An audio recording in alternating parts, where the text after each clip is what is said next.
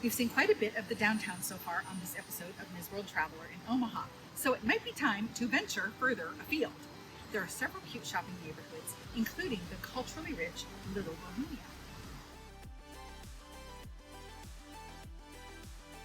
In the 1880s, Czech immigrants flocked to South Omaha for factory jobs along 13th Street, and the area became known as Little Bohemia.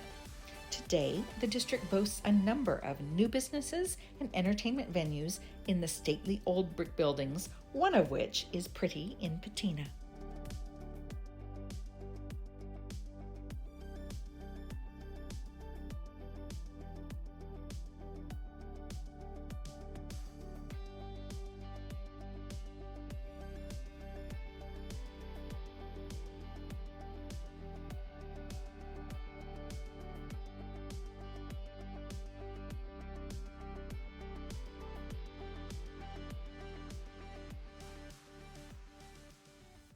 Well, I'm here with Elizabeth Schroeder of Pretty in Patina, which I just love that name. How did you come up with the name of this shop? I think we knew that we collected pretty things, and all of our vintage pieces have a natural patina to them, so Pretty in Patina. We actually crowdsourced it. Really? Yep. And it was the number one winner. Yep. We asked our followers what we should name it, and we gave them 3 or 4 different options, and they chose via voting. Isn't that neat? That is neat. Yeah. So tell me how you got started in this business. Like 2004, I was finishing up my degree, and I went to Boulder, Colorado with my mom to go shopping, and I've always been a thrift shopper. We went into this little tiny store called Crazy Amy's. I never got to meet Amy. I don't even know if she's real, but it was this little tiny 500 square foot store, and it was just packed wall to wall with vintage clothing and fun and different clothing. And I told my mom I'd like to do that someday. And so that was kind of how the beginning of it. I met my husband, and he had a collection of beautiful jewelry. I've been in the jewelry industry for a long time, so the combination of what I liked and what he already had, and we just put it all together. So. Well, you're also in a very cool area of town, in a very interesting building. So tell me about all of that. Yeah, so I have to kind of give you the beginning.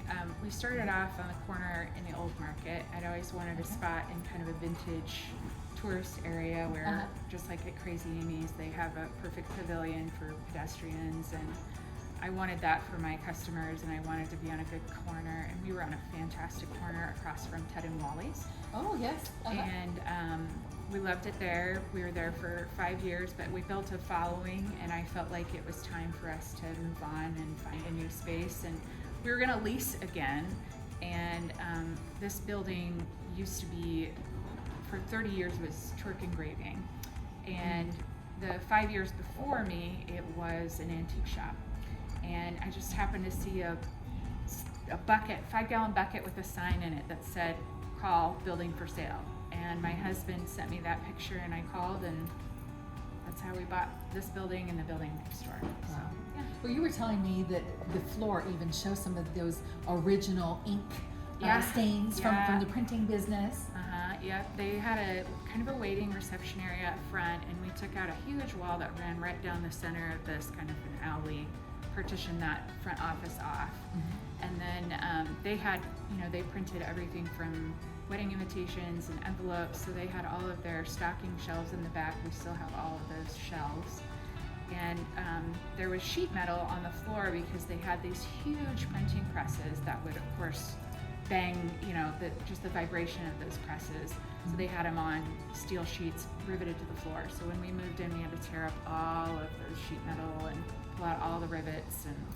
But yeah, we still have ink on the floor, and we had to refinish all of our wood floors. So. Well, they're just so full of character. They're very love warm. That. Yes. Yeah, they're very warm. So you were telling me earlier about how you got into jewelry, like the Chanel collection and some of those things. So talk a little bit more about that. We purchased a lot of collections via estates, and this collection, our customers know a lot about this collection because I bought it very early in our store's existence, and it had a big collection of Chanel jewelry in it. It was all from Omaha. So we've sold through a lot of that, but we had fantastic dresses and lots of, that collector had a great collection. So we have moved down here to this case of all the fabulous designer jewelry. We have Chanel, we have Yves Saint Laurent. What else? Oh, Lots of fabulousness. Lots of, yeah. We have some beautiful Marian Haskell. We don't really particularize or associate with just fine jewelry. We have most of Chanel jewelry is costume jewelry. So we love costume jewelry and sterling silver and fine jewelry all the same way. These two pieces we purchased locally here in Omaha out of an estate. This is a mother of pearl Yves Saint Laurent necklace from early 80s, but she had a fantastic collection, and they're just so beautifully finished for being a piece of costume jewelry. There's just so much work and effort and beautiful finish work. Looking at it as a jeweler, it's just a really well done piece. Very nice weight to it. Yep. Beautiful. And these are all brooches. These are more modern brooches. Here, I'll show you. That's gonna fall off, isn't know. it? Ooh, that's a nice weight too. My Yeah. goodness. Yeah, that costume jewelry tends to be heavier because they're using a base metal. So I'd have a hard time little getting bit my more hand in that. substantial. Yes, sometimes that happens. Sometimes that happens. I do not have a pickle jar hand. I cannot make my hand small Well, to go through a Bengal. The trick is you have to put a nylon sock over your hand, and that makes it slippery. Oh, And then you slide that it on. over. Oh, That's now I the know. trick. So we were talking earlier about authenticity. Yeah. And so you authenticate the jewelry pieces to make sure that when it says it's Chanel, it's Chanel. We of course we authenticate everything when we get it, and that's normally a process of us just finding historical records. Does this piece actually exist? Does it have the proper stamping on it? And a lot of times with every Chanel piece, she has a placard on the back of every piece that has the season and the year that it was made. So a lot of times we will know, okay, if this was made in spring of 2014, then we can look it up and I should be able to find this piece or something that matches it in the spring of 2014 collection. So that's kind of how we authenticate. It's more by putting together the entire puzzle piece of the history of the item. And then we'll find, auction history and figure out what the piece is worth, and that's how we kind of buy it and sell it.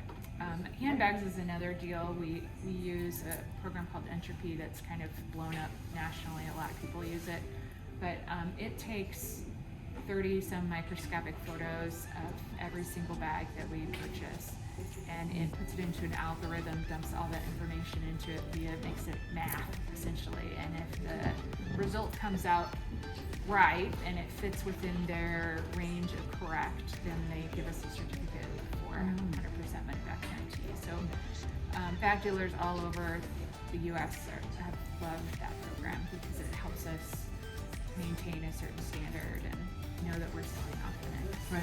Well, you want to know what you're paying for. Well, wasn't that enlightening? I like knowing exactly what I'm paying for, and then I can decide if I want to spend the money. See how educational shopping can be?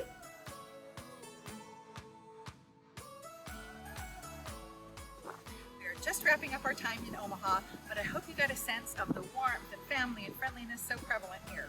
I'm Ms. World Traveler Kerry Damiano, inviting you to travel safe, shop smart, dress well, and be grateful for every day.